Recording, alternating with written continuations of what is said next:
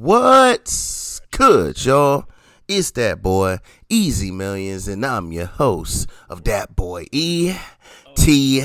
And you already know, man, we are back on Black Ops 6.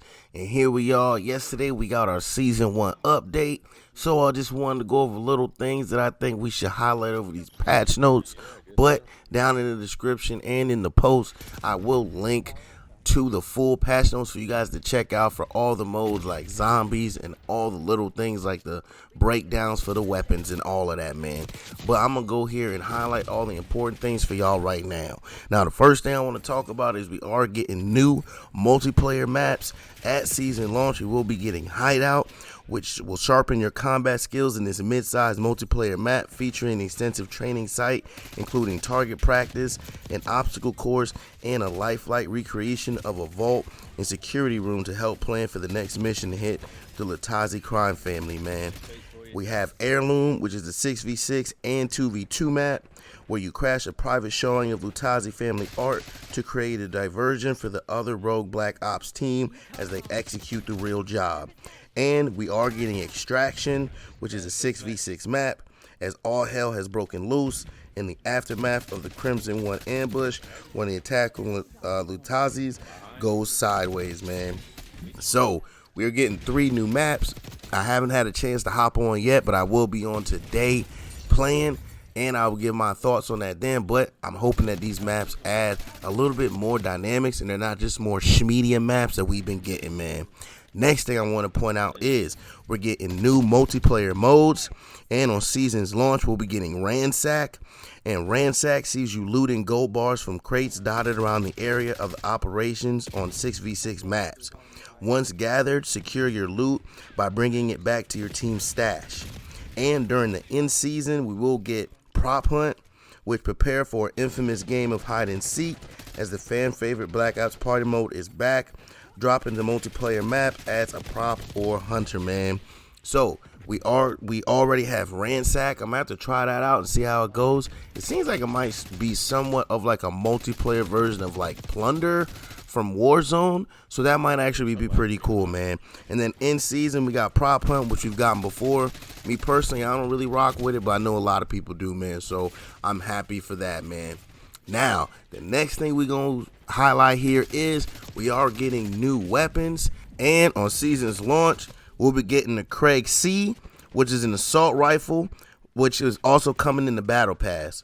For a hard-hitting, versatile assault rifle that performs well across multiple ranges, look to no further than the Craig C. Also, we'll be getting the SOG SMG, which will also be in the battle pass, as you pepper your enemies with a hailstorm of lead using this rapid-fire SMG that's perfect for breaching and clearing small spaces, man. Then, while in season, we're getting the Syrian 9mm, which is a special weapon, and we'll be getting that in the special events. And you take your game to the next level with this foldable special category weapon, offering full auto fire with a slow and steady fire rate to help you stay on target up to mid-range. And we'll be getting the Power Drill, which is a melee weapon, which will also be an event award. There's no better tool for the job than the Power Drill, offering a rapid attack speed for attack follow-up hits to get the job done, man. So we're getting everything here. We're getting an SMG. We're getting us an assault rifle. And for all y'all melee people, even though I can't stand y'all running around always knifing folks, we're even getting a new melee weapon for y'all, man. So I'm happy for that, as everyone is out here eating, man.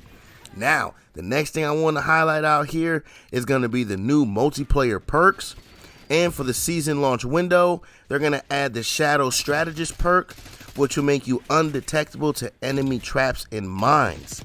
And along with the perks, we're also getting new Scorestreaks, and we'll be getting the hand cannon, available as an event reward in the season launch window.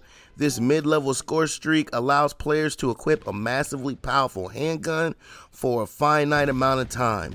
The hand cannon can also be accessed in zombies at the crafting table under support, man. So we over here got a new perk. I'm not really sure why they did the shadow perk if they already have engineer where you can just see them and just avoid or shoot them. So the shadow perk seems a little redundant to me, but the hand cannon Score streak, I'm pretty sure it'll probably be most likely like a one-hit kill with that thing. So hopefully it's not too easy to acquire that, man. Now, the next thing they talked about in the patch that we should look at is going to be these spawns, man. As they say, spawn logic updates across several maps to reduce the chances of spawning near enemies, and they adjusted start spawns in subsonic to prevent damaging opposing enemy team at match start, man. Now, in my last video, I talked about how I feel there's revenge spawning in this game, where you really do spawn on the person that killed you or in a general area for you to either get the kill back on them or for the person that just killed you to get a double kill. So maybe that's what they mean here by reduce the chances of spawning near enemies, but we're actually got to get in game. And like I said, man, I didn't get a chance yesterday, but I can't wait to get in here and I can't wait to see how these spawns are, but I'm not getting my hopes too up. Now, let's talk about the weapons. So I'm not going to go over each weapon specifically. I'm just going to go over the categories and how they kind of broke them down. So for assault rifles, they say we are increasing the damage values for some of our assault rifles to ensure that they kill in just one bullet in hardcore modes. The headshot multiplier changes have either kept the bullets to keep with headshots the same or even improved them at some minimum damage ranges, man. So overall, make sure that y'all click on the link to the patch notes to get the exact numbers.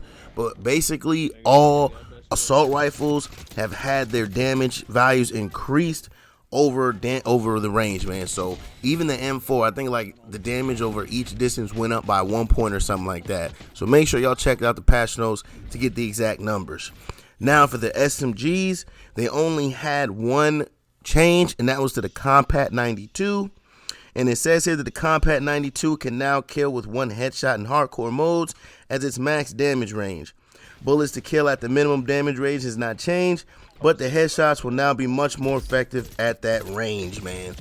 So for anyone using the Compat 2 in hardcore mode, here we go. Now just to point this out, it does seem a lot of these changes are for hardcore mode specifically, but they are going to affect the multiplayer side as well as that damage is carrying over. Now for shotguns, they're going to have the Stereolock laser attachment adjustments as they increase the time it takes to reach ADS spread from 20% of aim down sight speed to 70% of aim down sight speed. And for the slug attachment adjustments, slugs allow players to run shotguns at mid-range precision weapons. As a trade-off, they have limited short-range effectiveness if they are not carefully hitting headshots, man. So two big changes right here with the slug. With these adjustments, we're going to see if we see more shotguns out there. I already see enough, but I'm tired of coming around the corner and getting blown away by one of them things, man. Now, let's talk about the Marksman Rifles. As they say, we are adjusting handling stats on the burst rifles so that they fit more squarely into the intended roles. The SWAT 5.56 has a slower fire rate within each burst and more recoil, making it better suited for mid-range engagements. Meanwhile, the AEK 973 has better stability and precision, but a longer burst delay makes it a riskier pick when playing aggressively. We are also significantly reducing the power of the AEK rapid fire, which was too strong not to take, man.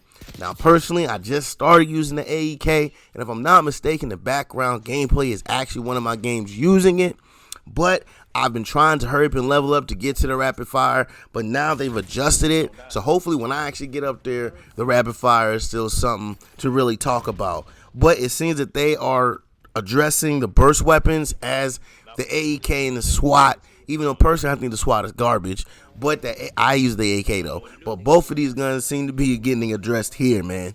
Now, the bane of my existence, these sniper rifles, man. They say we've been monitoring feedback on sniper rifles as we are making changes to promote more build diversity and improve the sniping experience before gaining access to complete attachment set. We are lowering the baseline flinch on all snipers and reducing the flinch resistance given by stock attachments. The resulting received flinch values are much lower up front and just a bit lower overall after equipping the stocks. We are also increasing aim walking movement speed bonuses on stock attachments to make those choices more valuable, man. So, with these, lastly, we're improving the ADS idle sway delay delay by default on all snipers, meaning that on average there will be less deviation from your point of aim when entering ADS. Our goal is to support the various sniping playstyles you all enjoy through several viable weapon builds. We will continue to monitor weapon and attachment data as well as your feedback to ensure that all sniping playstyles are fun and rewarding in Black Ops 6, man. So they're really looking out for you guys here on the sniping side of things, but we're not done yet. As they say here, the sniper rifle class adjustments. All sniper rifles now have 1 second of 50% idle sway scaling at the beginning of aim down sight. And all snipers have base flinch resistance improved by 17%, man.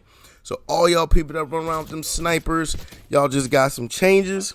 Let's see how this works out for y'all. Hopefully this does allow y'all to play a more varied play style as they're intending. Now let's keep it going. We're going to talk about this Gunsmith. As various updates to weapon descriptions, they addressed an issue that was sometimes equipping stickers to the wrong slot or incorrectly equipping as a large decal, and players will now go directly to the perk greed tab instead of perk 1 tab when trying to edit the bonus perk slot when the perk greed wildcard is equipped.